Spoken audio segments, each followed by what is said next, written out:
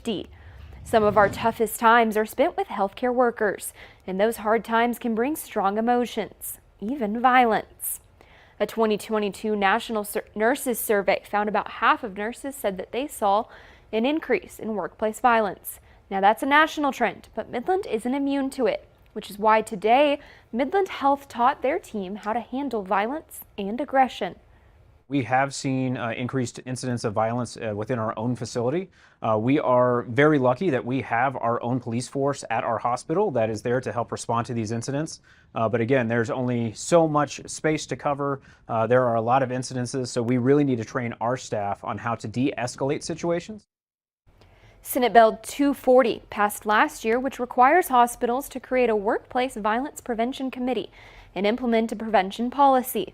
While Midland Health already had a prevention team, this scenario-based training day reminds employees that what resources are available to them. And a traffic alert for you, one of TxDOT's major campaigns is to stop the streak of car fatalities. In the first 12 days of February so far, there have been 11 fatalities on the road. Last year, there were only 8 in the entire month. The top contributing factors of fatal crashes are roadway and lane departures, which account for 40% of car accidents. One-way drivers can't avoid being part of that statistic is to wear their seatbelt and to put their phone away while driving. Odessa Police Department and TxDOT are urging drivers and pedestrians to be extra careful on the road. If you are a motorist, just please use extra caution, especially approaching crosswalks. If you're near a school zone, if you're near an intersection, it's just not worth it. Just please slow down and pay attention.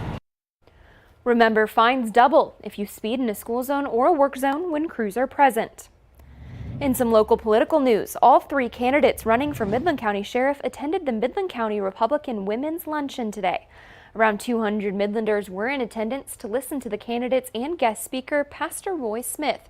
Midland County's current Sheriff David Kreiner is running for re-election, and he says that since he was elected in 2020, he and the entire sheriff's office have been able to accomplish many of his goals. Kreiner says Governor Abbott has asked Midland County Sheriff's Office to be a part of a statewide committee on anti-gang law enforcement operations, and the Sheriff's Office has already gotten started on those efforts. We have a gang guy, we have human trafficking individual, we have oil field theft, we have human trafficking. So we're already covering all the bases to get that unit started and going, and everybody that's on board in the local area because they wanted us and me as the sheriff to run that organization. Candidate Justin Painter says that his goals, if elected, have to do with transparency and engagement, not just with the public, but with the people that work in the sheriff's office.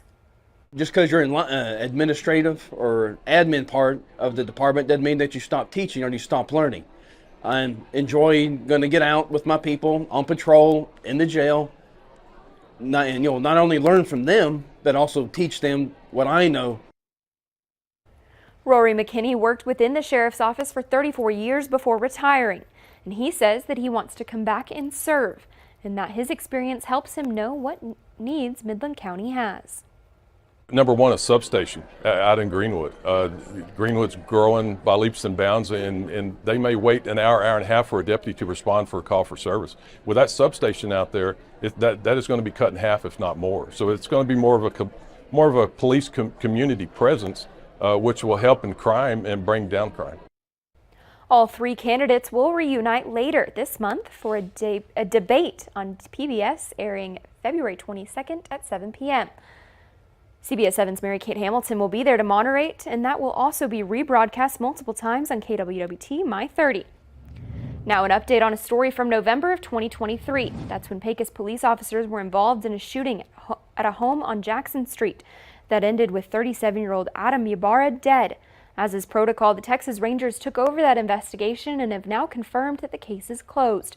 According to Pecos Police Chief Lisa Tarango, the grand jury did not indict the 3 officers involved in that shooting, and those officers have been returned to active duty. We're going to take a pause now and talk your weather forecast with Chief Meteorologist Tom Tieferteller. Tom, it's been a nice Valentine's Day. Can we expect more weather like this week? We are going to see more of this beautiful weather at least for one more day before we see that next cold front start to impact our weather. High temperatures today. Look at this. running about 10 degrees above where they should be this time of the year, into the lower 70s to mid 70s in a few spots out towards Wing, Pecos, Fort Stockton, and the warm spot was down towards Rio Grande Village, 82 this afternoon. We've cooled off a little bit, but it is a pleasant evening with the upper 50s, low 60s out there. Maybe a light jacket needed across the area, but temperatures are plummeting. You get in those higher elevations. Marfa at 39, 48 in and around the Alpine area. The wind has calmed down quite a bit as we work here in a west wind. It's come around to the south a little bit, and that may bring in a couple of low clouds across the eastern Permian Basin first thing in the morning, but the week is going to end quietly before a front arrives Friday afternoon, but the cold air really arriving on Saturday, and we're going to see about a 20-degree temperature drop before we see more of that spring weather, I should say, back in our forecast. More on that as we take a look at that CBS7 First Alert exclusive 10-day forecast here in a few minutes. Thank you, Tom. The ECISD Regional Day School Program for the Deaf offers an opportunity to families that isn't offered anywhere else in West Texas. The program starts with children from birth up to 22 years old and teaches them ALS. But it doesn't just stop there. They provide assistance to families that have children who are deaf or are having trouble hearing.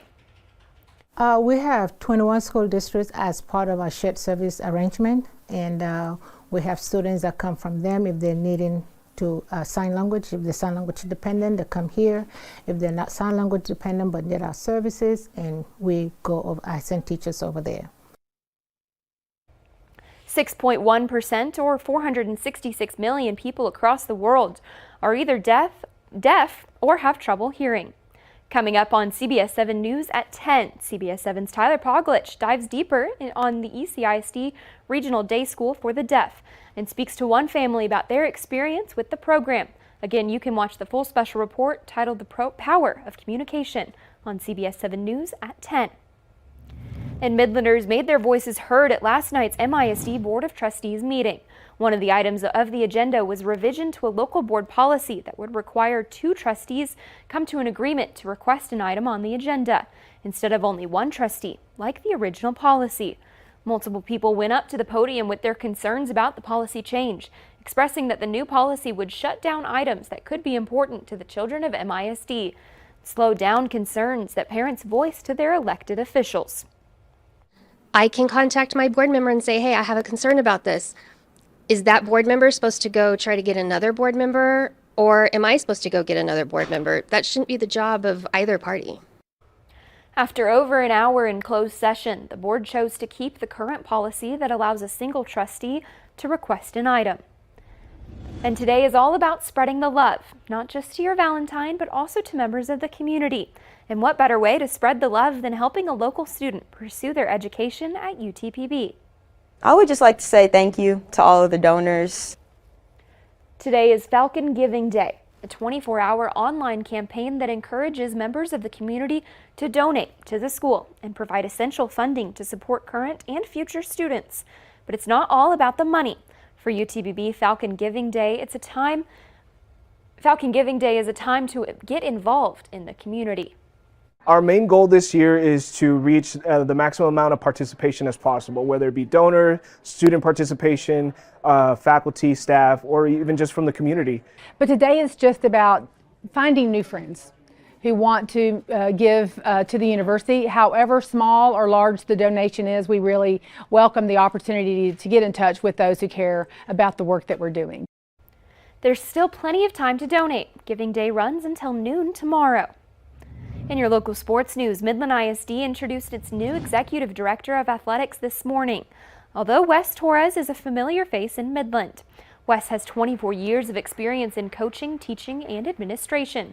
About half that time has been spent in Midland ISD.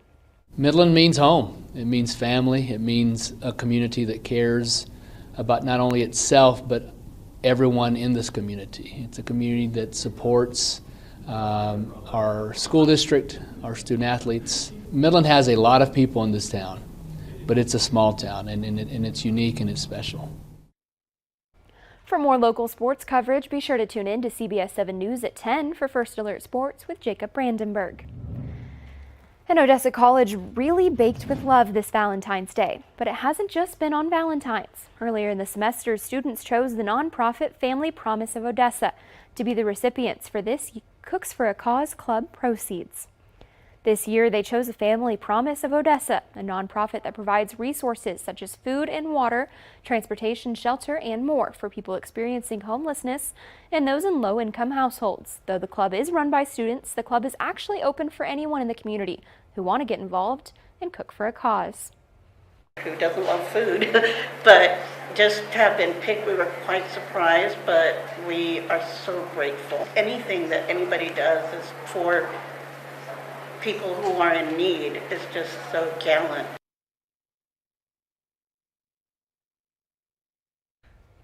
The more people that join the club, the more opportunities there are to give back to the community. And like we said, today is Valentine's Day, but it's also Ash Wednesday, a Christian tradition that Medical Center Hospital helped out with. Take a look. Today, West Texans got a cross of ashes placed on their forehead. Ash Wednesday kicks off Lent, a period of time to fast. For some, it's not just about giving up something, but it's also about spreading love. And it's just a combination today with it being Ash Wednesday and also Valentine's Day at the same time. You got to spread the love everywhere, on a daily basis.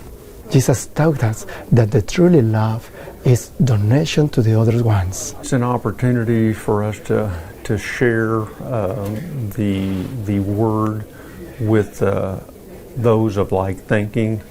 And to love people unconditionally. Ash Wednesday marks 40 days until Easter. Now for a look at today's top headlines, shown here in real time with real viewers on CBS7.com. See all these stories and more by downloading our app or visiting our website at CBS7.com.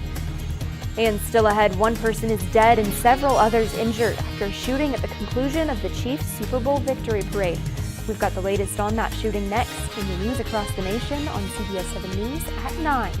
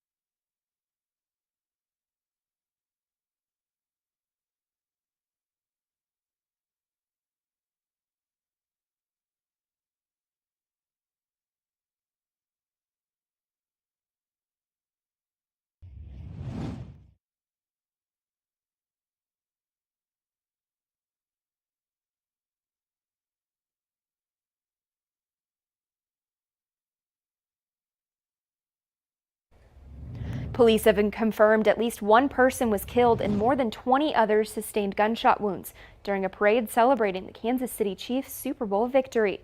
Kansas City officials say that they've detained 3 people as they investigate the mass shooting. Brian Locke reports from Kansas City. Kansas City, Missouri's day of celebration turned deadly in a split second. There were shots fired on the west side of Union Station.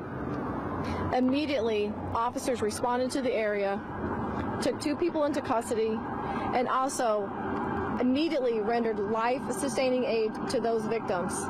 Tiffany Null says she was standing shoulder to shoulder with spectators at the Chiefs' Super Bowl victory parade when shots rang out.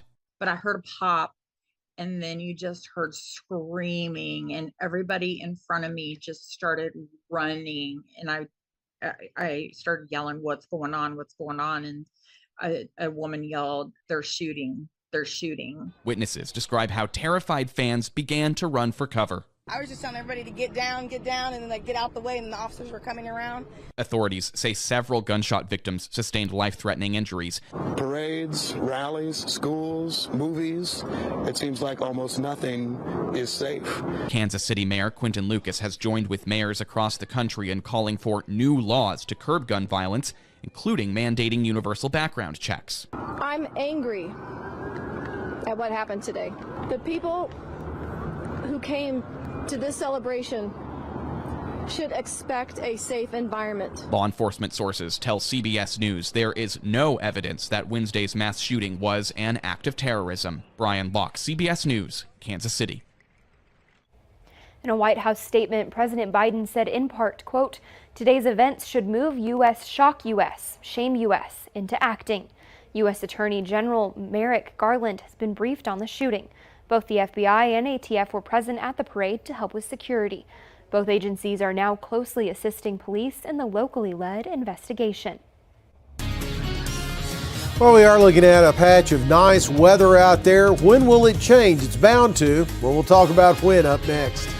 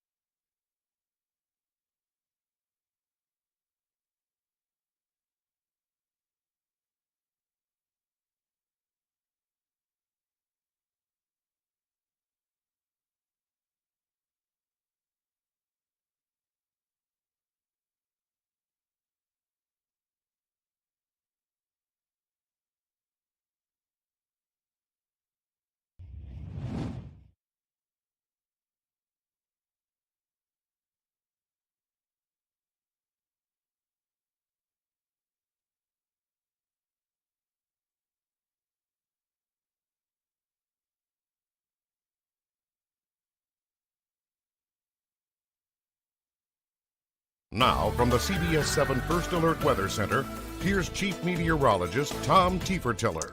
Well, the weather story today are these nice temperatures into the 70s earlier. We've cooled off a little bit, especially down into the mountain areas, really starting to cool off into the 40s and 30s, but still hanging on upper 50s, low 60s in a couple of spots here, right at 60. Monahans over towards the city of Midland and out towards Wink. A little ridge of high pressure is making for some nice conditions out there across the area as we're looking at that move across. But there's another storm system here across the Pacific.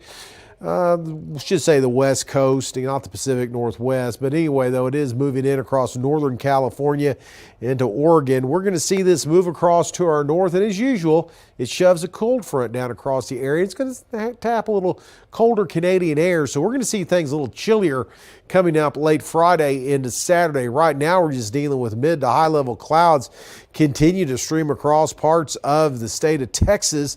And we're going to see those thicken up here over the next couple of days. Current current temperatures across the state. Everybody enjoying some nice stuff out there. Enjoyed a beautiful Valentine's Day. 59 in Dallas, 57 in Houston at the present time. Your West Texas Futurecast here coming up over the early morning hours. We're going to see some of that low cloudiness on the south. The southeast wind try to move it across parts of the eastern Permian Basin. Lower Trans-Pecos early on, and then it'll start to dissipate and move back off to the southeast, be replaced by mid to high level clouds. That'll really cloud up the day for tomorrow. So temperatures holding right around 70 degrees as we're still going to carry a south wind across the area. Rest of tonight, a little on the chilly side, but not too bad as we'll see those temperatures drop down into the lower 40s to near 40, upper 30s across the northern Permian Basin. And then tomorrow, plenty of clouds, but continuation of the nice temperatures thanks to southwest winds will be up to around 70 degrees. Your CBS 7 First Alert exclusive 10-day forecast. Nice one on Thursday, but the clouds will start to thicken up ahead of the storm system and cold front that'll drop down late on Friday. Should have an impact on those temperatures, and we'll start to see the downward trend with 64 on Friday. But then the cold air arrives, and we'll see temperatures only in the upper 40s for Saturday. Nighttime lows getting back down close to freezing, and it looks like we're going to see another warm up in our forecast for President's Day and into next week. Temperatures running close to 20 degrees above where they should be this time of the year, so we'll call it warm to hot next Tuesday and Wednesday. A violent in-flight fight aboard a Southwest jet this week has some passengers facing federal fines and other penalties, and comes as flight attendants in several cities are protesting dangerous working conditions. We have more about this in your travel news on CBS 7 News at 9.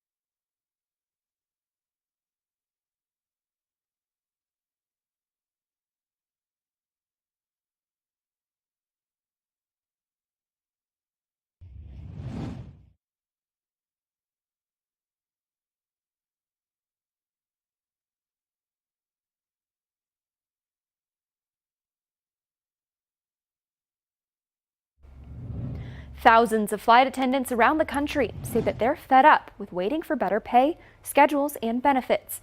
On Tuesday, many off-duty attendants found themselves not in the air, but marching the pavement. Not a strike, but a show of unity.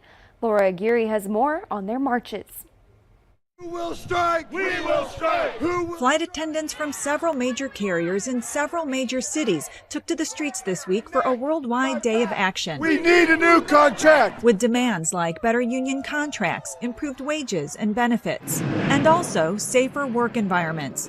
In-flight fights involving passengers and sometimes crew are making headlines more and more. Just Monday, Southwest Airlines confirms at least 2 passengers heading to Hawaii on one of their jets got into a fistfight. The FAA is investigating, and those involved could face huge fines and other penalties.